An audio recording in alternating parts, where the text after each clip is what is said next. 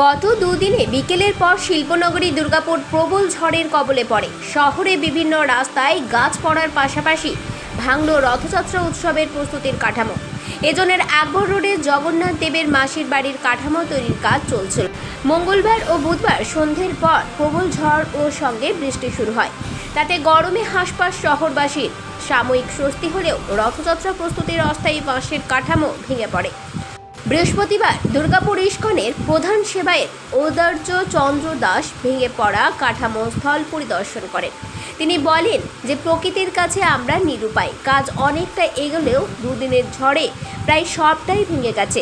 আবারও নতুন করে শুরু করতে হবে।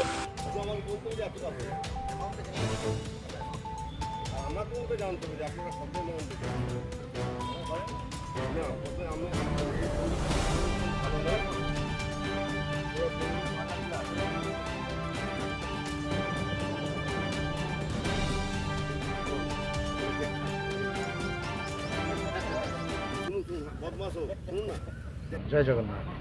দেখুন, প্রকৃতির কাছে আমরা সবাই বিফল। প্রকৃতি তার রুদ্ররূপ নিয়েছে। গত পরশু দিনে খুব ঝড় হয়েছে, কালকেও হয়েছে। তো আমাদের স্ট্রাকচারের কাজ অনেক এগিয়ে গেছিলো এবারে। তো এখানে সহযোগিতাও খুব ভালো পাওয়া যাচ্ছিল। তো স্ট্রাকচারের কাজ এগিয়ে যাওয়ার পরে রথের কালকে ঝড়ের জন্য রাত্রিবেলা অনেক আমাদের বড় একটা চালা পুরো ভেঙে পড়ে গিয়েছে। মাঝের একটা চালাও প্রায় বিধ্বস্ত হয়েছে। আর মেন যে জগন্নাথের মন্দির, সেটা হাওয়ায় হেলে গিয়েছে। এখন এখানকার যারা কর্মকর্তা আছেন, তারা বানাচ্ছে ক্যান্ডেলের লোকেরা, ওরা পূর্ণ উদ্যোগ নিয়েছে, দাঁড় করিয়ে দেবে।